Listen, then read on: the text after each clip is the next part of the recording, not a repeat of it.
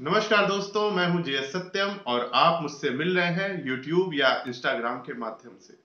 और मैं आप सबके बीच एक नया शो लेके आया हूं, इन कन्वर्सेशन विद का सीजन 3। तो इस सीरीज के सिलसिले में हमारे जो पहले गेस्ट आज हमारे बीच आने वाले हैं वो हैं कैलाश राज पुरोहित जी। उन्होंने अभी अपनी पहली बुक लिखी है जिसका नाम है my second girlfriend. Kailash Raj Purohit जी एक गवर्नमेंट कॉन्ट्रैक्टर हैं और साथ ही में उनको घूमना फिरने का भी शौक है। साथ ही में वो बहुत सी जगहों पे पब्लिक स्पीकिंग भी कर चुके हैं। तो अभी हम कुछ ही देर में उनसे मिलने वाले हैं और उनसे ढेर सारी बातें करेंगे।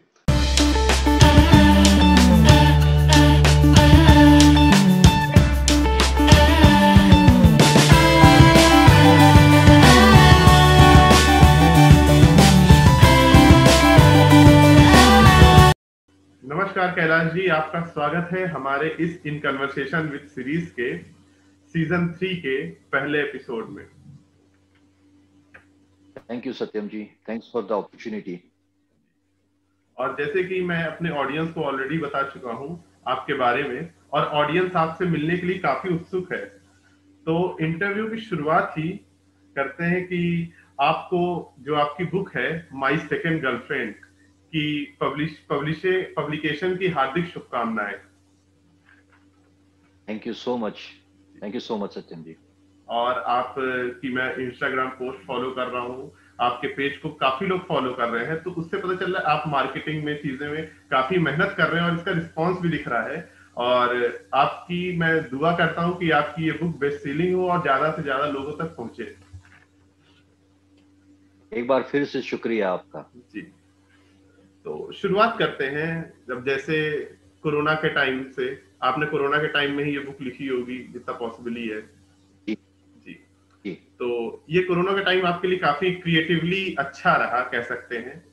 क्रिएटिविटी को अच्छा मौका मिला आपको लिखने का। तो ये ख्याल कहाँ से आया कि आप एक दिन बुक पब्लिश कर सकते हैं, और वो भी अपनी ही लाइफ पे बेस्ड बुक?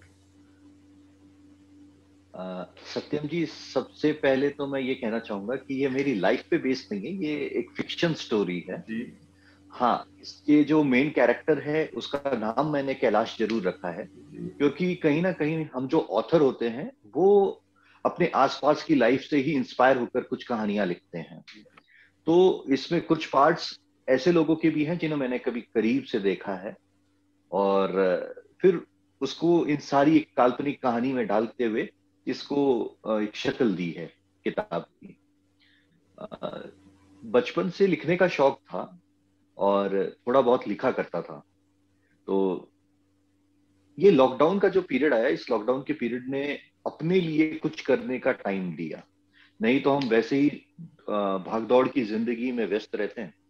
फिर उस लॉकडाउन ने हमें एक अपॉर्चुनिटी दी कि हम बैठें, अपने लिए कुछ कर सकें, जो हमारे ड्रीम्स कुछ मर चुके थे उन्हें फिर से जिंदा कर सकें।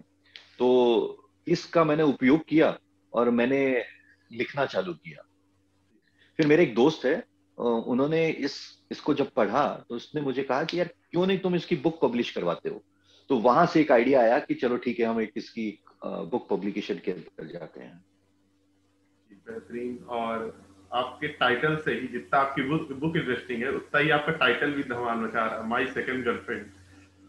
और जो है ये टाइटल लोगों से जैसे होता है ना, कनेक्ट कर पाता है एक अलग से।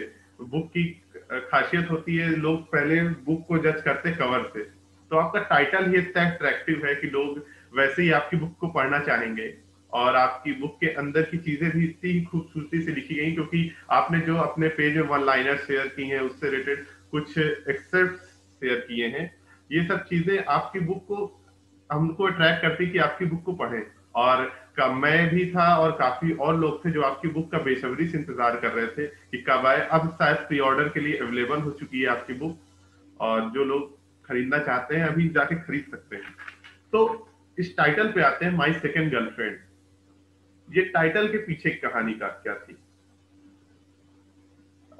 देखो, जैसे कि सत्यम जी, बुक के टाइटल से काफी कुछ क्लियर हो रहा है कि ये बुक एक सेकंड गर्लफ्रेंड के बारे में है।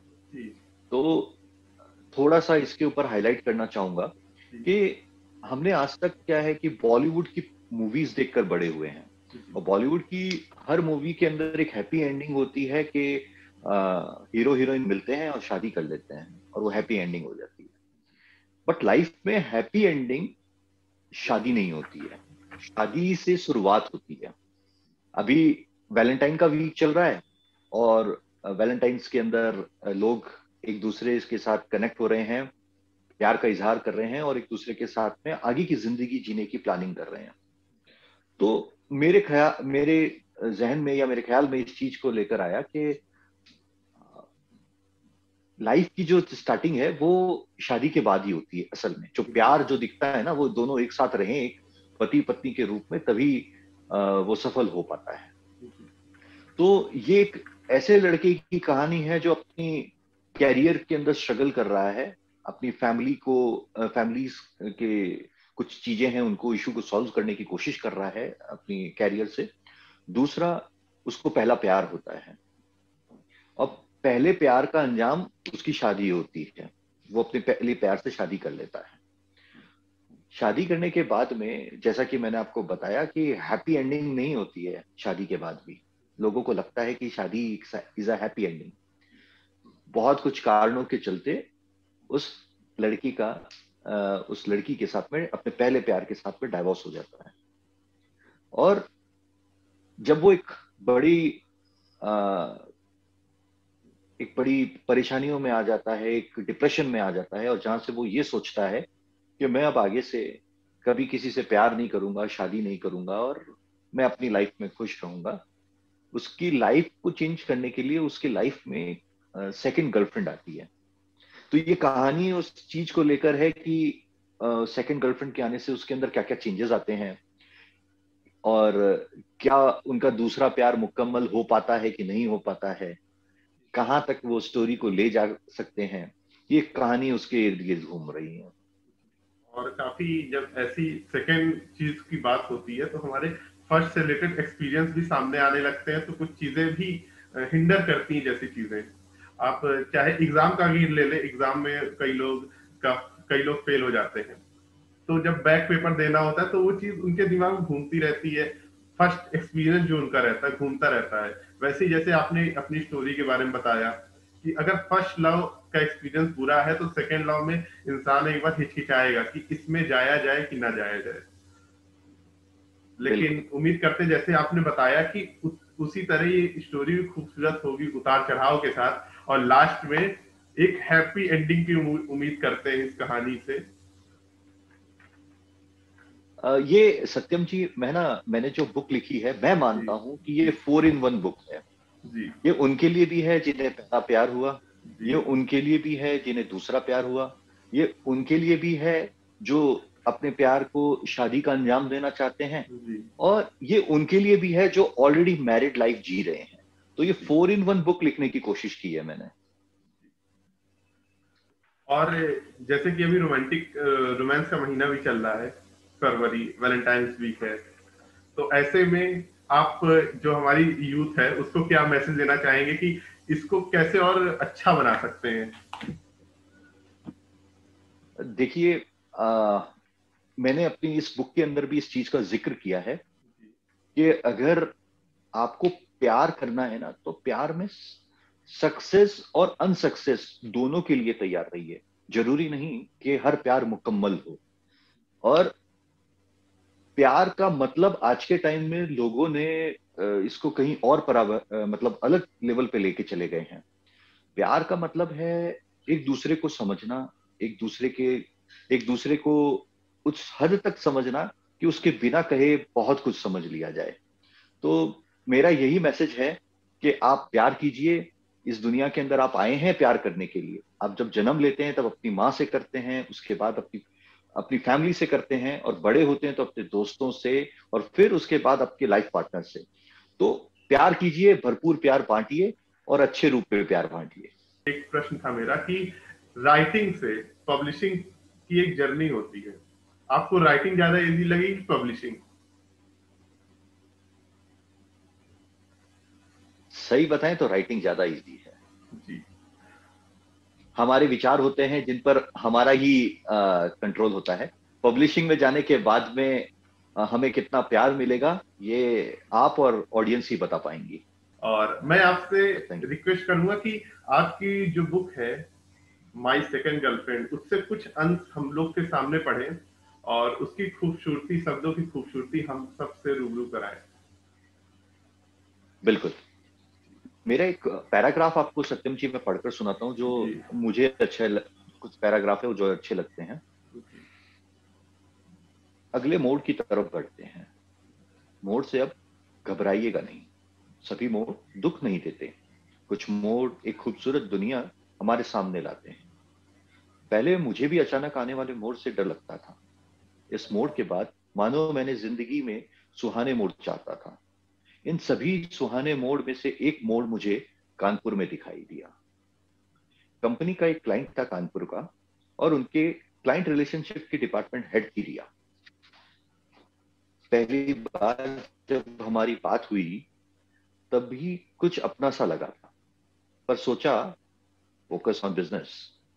उसका कॉल आया। हेलो, क्या मेरी बात मीकूज वर्ल्ड से हो रही है? जी हाँ बिल्कुल, मैं कैलाश आपकी क्या मदद कर सकता हूँ? मैं रिया अजल्टी टेक्नोलॉजी एंड सर्विसेज से बात कर रही हूँ। हमें आपकी कंपनी का सुझाव हमारे दूसरे क्लाइंट ने दिया। हम आपके साथ काम करने में रुचि रखते हैं। मैंने अभी अभी आपको हमारे एक नए प्रोजेक्ट की डिटेल्स और उसका प्रपोजल मेल किया है। आप प्लीज चेक कर लीजिए। अगर आपकी कंपनी हमारे प्रपोजल को मान्य करती है तो हम आगे की फॉर्मेलिटी पूरी कर सकते हैं। ओके, वैसे नाम क्या बताया? रिया। आपका नहीं, कंपनी का। Oh I am sorry. अजल्टी technology and services Kanpur. Kanpur ठीक है, मैं चेक करता हूँ। वैसे आपका नाम भी अच्छा है। मुझे माफ कर दीजिएगा अगर मैंने रूट साउंड किया है तो। ये कन्वर्जेशन है सत्यम जी, जो एक जब पहली बार वो कैरेक्टर जो है वो अपनी फर्स्ट गर्लफ्रेंड के साथ में बात करता है। अब हम बढ़ते हैं अपने रैपिड फायर की तरफ। कुछ क्वेश्चंस मैं आपसे पूछूंगा, बोरिंग क्वेश्चन से हट के। अभी तक कुछ बोरिंग क्वेश्चंस पूछे होंगे, शायद आप बोर भी हुए होंगे, ऑडियंस बोर हुई होगी। तो अब इंटरेस्टिंग क्वेश्चन पूछूंगा कि सबसे पहला क्वेश्चन कि अगर आपकी बुक में कोई बॉलीवुड मूवी बनती है तो आप किस एक्टर या एक्ट्रेस को चाहेंगे कि लीड रोल में कास्ट हो? मैं चाहूंगा Ayushmann Khurrana as a main lead हो, जी फर्स्ट गर्लफ्रेंड भूमि पेंडुलकर हो और सेकंड गर्लफ्रेंड नोरा फतेही। जी, वाह। तो फर्स्ट गर्लफ्रेंड की तरफ कुछ जो आपने भूमि जी को किया है कास्ट, तो उसके लिए कुछ खास रीजन? रीजन कुछ खास नहीं है, मुझे जी उनकी एक्टिंग अच्छी लगती है। जी और जैसा कि मैंने परिकल्पना करी अपनी फर्स्ट गर्लफ्रेंड की इस बुक के अंदर, जी, मुझे लगता है कि वो बड़ी अच्छे सूट करेगा उन पे। बेहतरीन। और आप, जैसे आपको राइटिंग के साथ रीडिंग का भी शौक होगा, जी। तो इसी में पूछना चाहूंगा कि आपको कौन सी बुक पढ़ते पढ़ते, जैसे होता नहीं कुछ बुक ज्यादा इमोशनल होती है, एंडिंग करते करते रोना आ जाता है उस बुक को पढ़ते पढ़ते? मैंने टू बी ऑनेस्ट आज से पहले बहुत कम बुक्स पढ़ी हैं ऐसी जी नॉवेल्स जो लव स्टोरीज पर हों, जी लेकिन ये एक बड़ा इत्तेफाक रहा कि मेरी पहली बुक ही लव स्टोरी पर है। जी तो मुझे चेतन भगत की टू स्टेट्स काफी अच्छी लगी, जिसकी जी काफी अच्छी एंडिंग थी। जी मुझे अक्टूबर जंक्शन भी बड़ी अच्छी लगी जी और दूसरे ऑथर की, वो भी काफी अच्छी थी। और अभी मैं एक अपनी जो खुद की बुक है उसको मैं मानता हूँ कि शायद मैं जितनी बार भी पढ़ता हूँ उतनी बार मुझे भी कहीं ना कहीं बड़ा इमोशनल हो जाता हूँ और कहीं सोचता हूँ अपने आप पर कि ये मैंने भी कैसे लिख दिया। और एक यही अच्छी चीज है कि अगर आप अपने वर्ड्स, अपनी बुक से सेटिस्फाई है, तभी आप लोगों को सेटिस्फाई कर सकते हैं। अपने वर्क से अगर जब बिल्कुल। तक आप सेटिस्फाई नहीं हो तब तक आप लोगों से उम्मीद नहीं कर सकते कि वो लोग भी प्रशंसा करेंगे या सेटिस्फाई होंगे आपके वर्क से। तो ये बेहतरीन चीज है।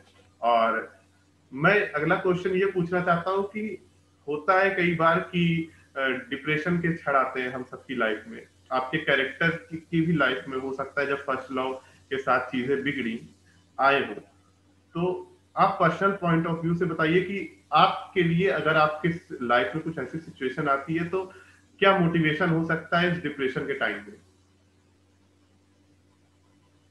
देखो सत्यम जी, मेरा ये मानना है कि हम है ना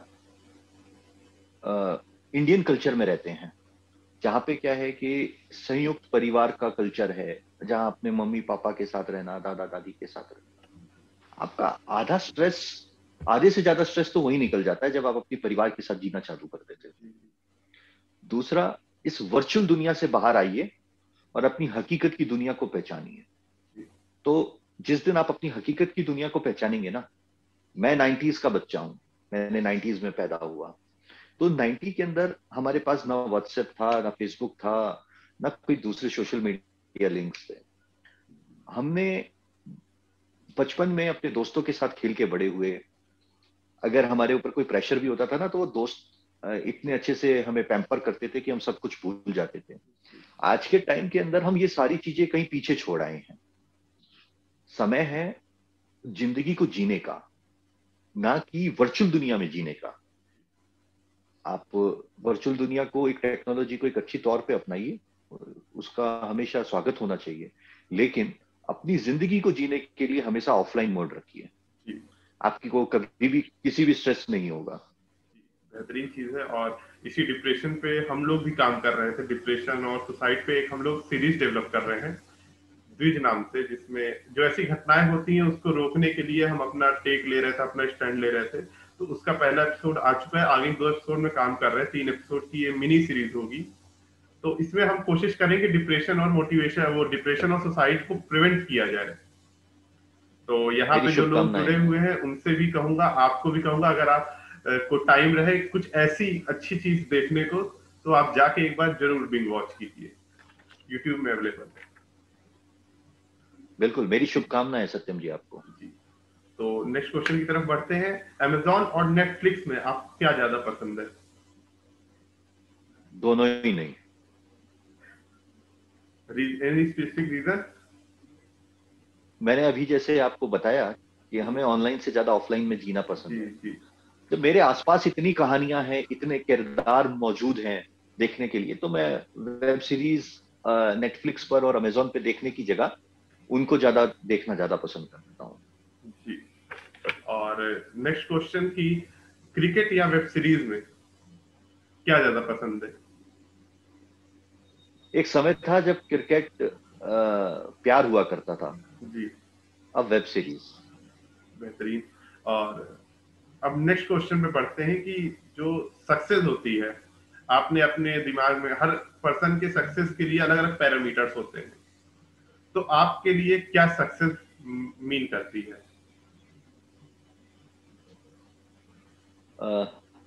वो तो सक्सेस होने पर ही आपको जवाब दे पाऊंगा। जी। और हमारी उम्मीद है कि आप जल्द ही सक्सेस होंगे, और पहली बुक के साथ आप सक्सेस होंगे, जितना मुझे अंदर से गूज़बम्स आ रहे हैं, चीजें लग रही हैं कि पहली बुक के साथ आप सक्सेस होंगे। और उम्मीद करते हैं कि माय सेकंड गर्लफ्रेंड ज्यादा से ज्यादा लोग पढ़ें। और यहाँ पे भी जो लोग जुड़े हैं उनसे मैं रिक्वेस्ट करूंगा कि सर की बुक जाके पढ़ें और उनको रिव्यू दीजिए कि कैसी लगी। तो कैलाश जी, धन्यवाद हमारे साथ जुड़ने के लिए। और थैंक यू सर। आपका साथ हमेशा चाहिए होगा हमारी इस सीरीज को। और जब भी आपकी अगली बुक फिर से आएगी, फिर से लौट के आइएगा हमारी सीरीज में, और फिर से मुलाकात होगी। आपसे बात करके काफी अच्छा लगा। बिल्कुल, thank you so much Satyam जी, मुझे भी बहुत अच्छा लगा आपसे बात करके। जी, धन्यवाद।